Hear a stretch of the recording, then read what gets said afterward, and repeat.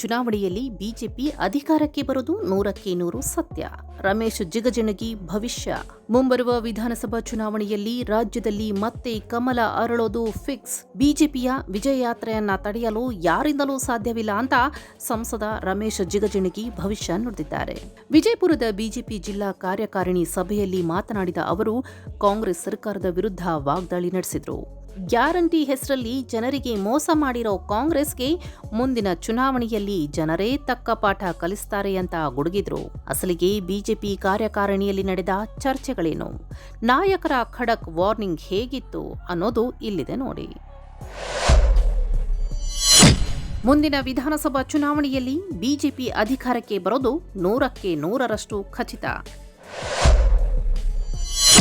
Guarantee ಹೆಸರಲ್ಲಿ ಜನರಿಗೆ ಕಾಂಗ್ರೆಸ್ ಮೋಸ ಮಾಡಿದೆ. ಈಗ ಕುರ್ಚಿ ಕಾದಾಟದಲ್ಲೇ ಕಾಲ ಕಳೆಯುತ್ತಿದ್ದಾರೆ. ಉತ್ತರ ಕರ್ನಾಟಕದ 3 ನಾಯಕರನ್ನ ಮುಖ್ಯಮಂತ್ರಿ ಮಾಡಿದ್ದು ಇದೇ ಬಿಜೆಪಿ ಪಕ್ಷ. ಕಾರ್ಯಕರ್ತರ ತ್ಯಾಗದಿಂದ ಬಿಜೆಪಿ ಇಂದು ವಿಶ್ವದ ಅತಿ ದೊಡ್ಡ ಪಕ್ಷವಾಗಿ ಬೆಳೆದು ನಿಂತಿದೆ. ವಿಜಯಪುರದ ಬಿಜೆಪಿ ಜಿಲ್ಲಾ ಕಾರ್ಯಾಲಯದಲ್ಲಿ ನಡೆದ ಕಾರ್ಯಕಾರಿಣಿ ಸಭೆ ಮುಂಬರುವ ಚುನಾವಣೆಯ ರಣಕಹಳೆಯಂತೆ ಕಂಡುಬಂತು. ಸಭೆಯಲ್ಲಿ ಮಾತನಾಡಿದ ಸಂಸದ ರಮೇಶ್ ಜಿಗಜಿಣಗಿ, ರಾಜ್ಯದಲ್ಲಿ ಬಿಜೆಪಿ ಸರ್ಕಾರ ಅಸ್ತಿತ್ವಕ್ಕೆ ಬರೋದು ಸೂರ್ಯ ಚಂದ್ರರಷ್ಟೇ ಸತ್ಯ ಅಂದ್ರು. ಜನರ ಒಲವು ಬಿಜೆಪಿಯ ಮೇಲೆ ಯಾವತ್ತೂ ಕಡಿಮೆ ಆಗಿಲ್ಲ.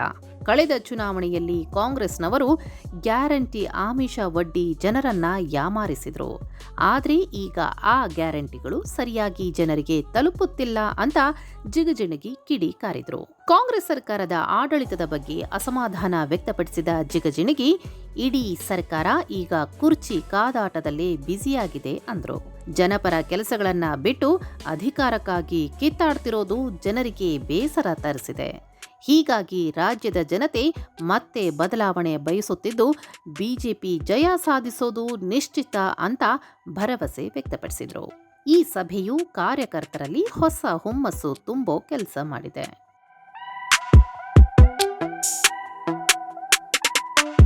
ಇದೇ ವೇಳೆ ಮಾತನಾಡಿದ ಮಾಜಿ ಸಚಿವ ಅಪ್ಪಾಸಾಹೇಬ್ ಪಟ್ಟಣಶೆಟ್ಟಿ, ಬಿಜೆಪಿ ಕಾರ್ಯಕರ್ತರ ತ್ಯಾಗ ಮತ್ತು ಬಲಿದಾನವನ್ನ ಸ್ಮರಿಸಿದರು. ಕಾರ್ಯಕರ್ತರ ಶ್ರಮದಿಂದಲೇ ಇಂದು ಬಿಜೆಪಿ ವಿಶ್ವದ ಅತಿ ದೊಡ್ಡ ಪಕ್ಷವಾಗಿ ಹೊರಹೊಮ್ಮಿದೆ.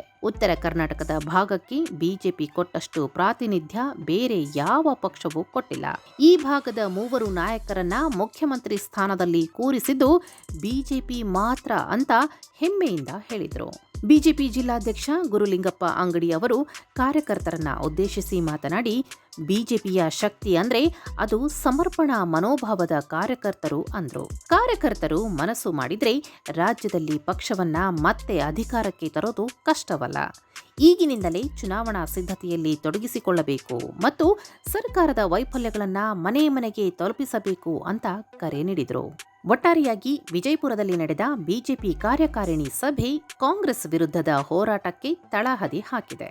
ಉತ್ತರ ಕರ್ನಾಟಕದ ನಾಯಕರನ್ನ ಗುರುತಿಸಿ ಗೌರವಿಸೋದು ಮತ್ತು ಸಂಘಟನಾತ್ಮಕ ಪಕ್ಷವನ್ನ ಬಲಪಡಿಸೋದು ಈ ಸಭೆಯ ಪ್ರಮುಖ ಉದ್ದೇಶವಾಗಿತ್ತು.